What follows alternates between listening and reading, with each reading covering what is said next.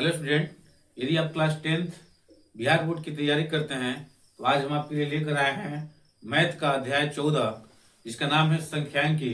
उसका जितना भी इंपोर्टेंट ऑब्जेक्टिव क्वेश्चन होगा सभी क्वेश्चन को आज देखेंगे। पहला क्वेश्चन कह रहा है,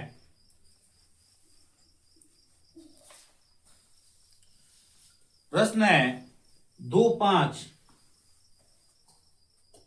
क्वेश्चन पहला बोला है कि 2, 5, 2, 3, फिर 3,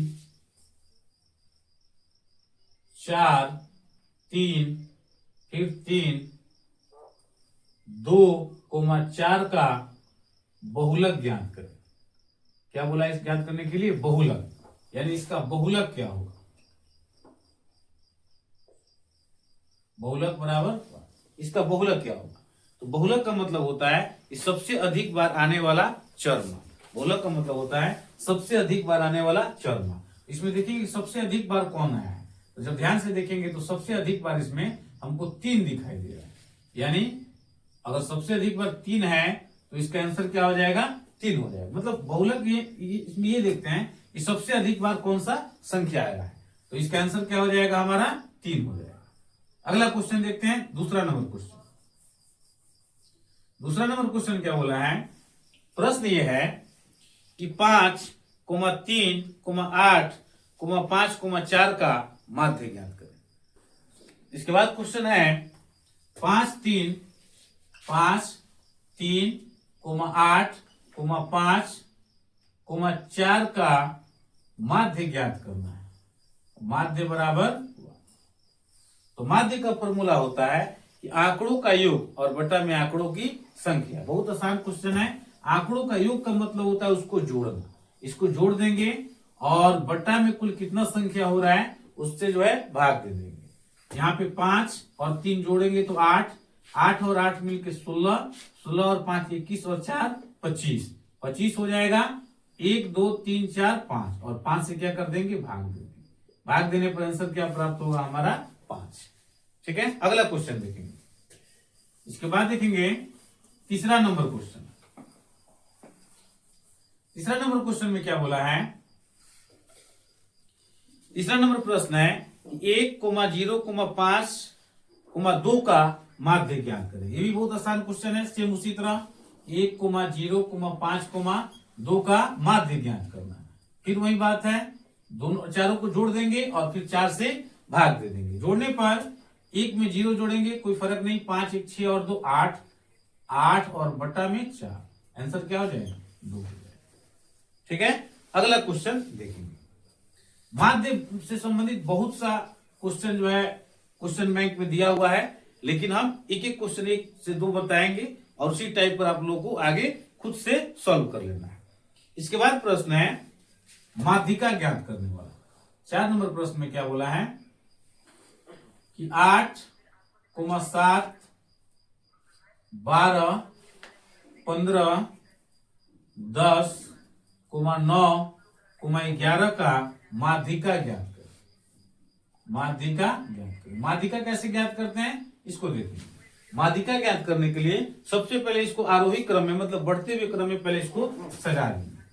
तो उसमें सबसे पहले जो सबसे छोटा होगा उसको लिखेंगे 7, उसके बाद 8, फिर 9, फिर 10, उसके बाद 11, उसके बाद 12 और फिर 15। यहां पर देखेंगे तो 1, 2, 3, 4, 5, 6 और 7 जो है संख्या है। 7 संख्या है, तो इसमें से 3 संख्या को इधर और 3 संख्या को इधर घेर देंगे और जो बीच में बच जाएगा वही हमारा क्या हो जाएगा? माध्यिका हो जाएगा। जो बीच में बच जाएगा वही हमारा माध्यिका हो जाएगा।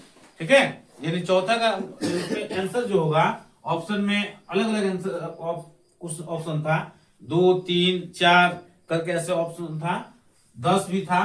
तो ऑप्शन में देखेंगे ध्यान से, जहां पे 10 होगा वही हमारा क्या हो जाएगा? आंसर हो जाएगा। इसके बाद देखेंगे अगला क्वेश्चन।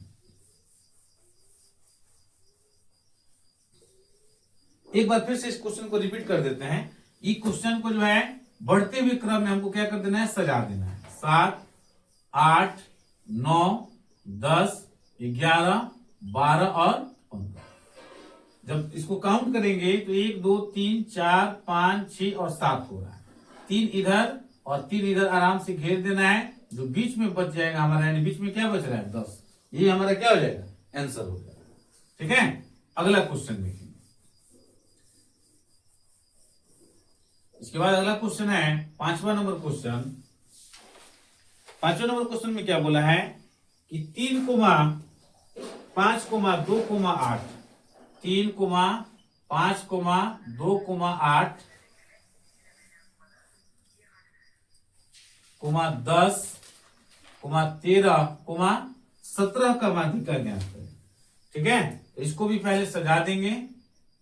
पहले 2 लिखेंगे, उसके बाद 3, उसके बाद 5, उसके बाद 8, फिर 10, फिर 13, फिर 17।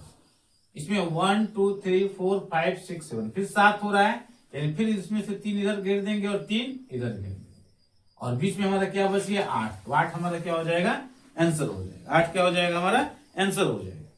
इसके बाद देखेंगे अगला क्वेश्चन। इसके बाद 6ठा नंबर प्रश्न में क्या है, माध्यिका ही है, लेकिन इसमें तो 7 आ रहा था, तो 3 इधर घेर के 3 इधर, बीच वाला आंसर हो जा रहा था। लेकिन अब की बार थोड़ा सा अलग क्वेश्चन हो। अलग क्वेश्चन में क्या है कि 4 6 3 9 10 12 का माध्यिका क्या हो। अब की बार देखेंगे इसको सजाने पर पहले 3 4 6 9 10 और इसके पहले वाला क्वेश्चन में देख रहे थे 7 आ रहा था। अगर 7 आया तो 3 इधर घेर देना है, 3 इधर, बीच में जो बच जाएगा आंसर हो जाएगा। 5 आएगा तो 2 इधर 2 इधर सजाने के बाद, और जो बीच में आएगा वो हमारा आंसर हो जाएगा। लेकिन अब की बार जब देख रहे हैं इसमें 6 है, 1 2 3 4 5 6। अब इसको क्या करेंगे, तो ये बहुत आसान है। 2 इधर घेर देंगे और 2 इधर घेर देंगे, और जो बीच में 2 बच रहा है ना, दोनों को आपस में जोड़ देंगे, ऐड कर देंगे। 6 और 9 कितना होता है 15, और 2 से क्या कर देंगे, भाग देंगे। 15 बटा जब 2 करेंगे तो हमारा आंसर क्या आ जाएगा, 7.5 हमारा आंसर हो जाएगा। 7.5 हमारा आंसर हो जाएगा। इसके बाद देखेंगे अगला क्वेश्चन। इसके बाद अगला प्रश्न है,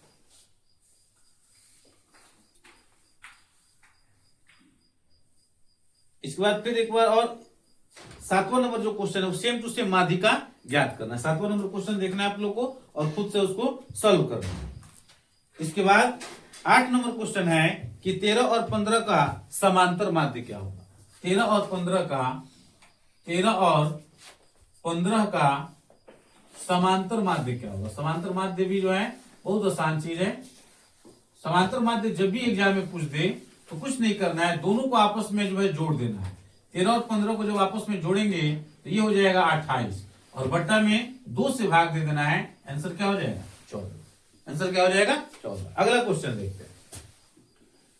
इसके बाद क्वेश्चन है हमारा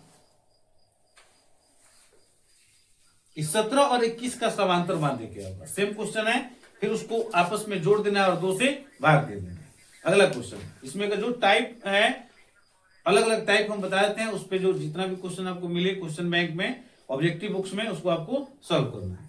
बोला कि 40 और 50 का वर्ग चिन्ह ज्ञात करें। 40 और 50 का वर्ग चिन्ह ज्ञात करना है। ये भी बहुत आसान है। वर्ग चिन्ह, इसमें भी कुछ नहीं करना है, आपस में दोनों को जोड़ देना है। जोड़ने पर कितना हो जाएगा 90, और 2 से भाग दे देंगे, कितना हो जाएगा 45। बहुत ये आसान है। इसके बाद देखेंगे अगला क्वेश्चन। इसके बाद फिर 30 और 70 है वर्ग चिन्ह, फिर इसको जोड़ देंगे आपस में और 2 से भाग दे देंगे। इसके बाद एक क्वेश्चन है कि a माइनस बी का वर्ग चिन्ह क्या है। a और b का वर्ग चिन्ह क्या है। फिर दोनों को ऐड करेंगे तो हो जाएगा a प्लस b और बटा में 2। ये हमारा क्या हो जाएगा आंसर हो जाएगा। ये जो है बहुत आसान है। ठीक है, इसके बाद देखेंगे फिर अगला क्वेश्चन।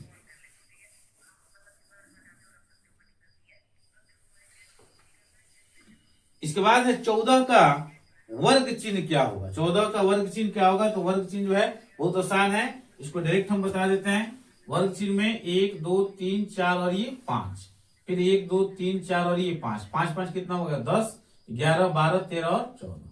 ये हमारा क्या हो जाएगा, आंसर हो जाएगा। ठीक है, इसी अनुसार से कोई भी अगर किसी भी चीज का क्या वर्ग चिन्ह तो आराम से जो हम लिख सकते हैं, कोई दिक्कत नहीं। अगला प्रश्न है 8 है 7 है 2 है, उसमें लिख देते हैं 8 7 2 10 12 और 20 का परिसर क्या है, परिसर क्या है। तो परिसर का जो फॉर्मूला होता है वो होता है उच्च सीमा माइनस निम्न सीमा, यानी सबसे बड़ा में से सबसे छोटा को क्या करना है, घटा देना। इसमें देखेंगे सबसे बड़ा कौन है, सबसे बड़ा दिख रहा है 20 और सबसे छोटा कौन दिख रहा है, तो 2। 20 में से 2 घटाएंगे कितना हो जाएगा, 18। इसके बाद अगला क्वेश्चन है 3 4 5 17 तथा x का माध्य 6 हो तो x बराबर y, यानी x का मान क्या होगा। तो ये भी बहुत आसान है, इसको बनाने के लिए माध्य पूछा है तो माध्य बराबर वही फॉर्मूला होता है आंकड़ों का योग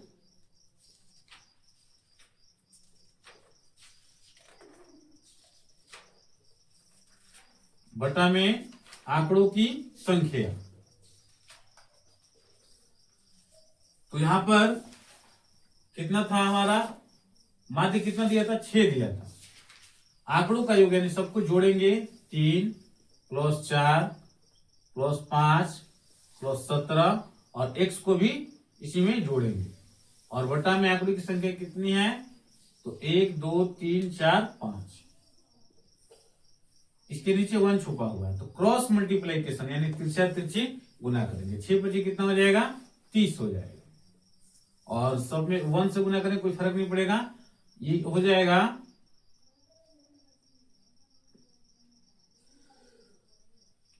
4 और 3 7 और 5 12 और 17 29 और प्लस में x, यानी 29 + x।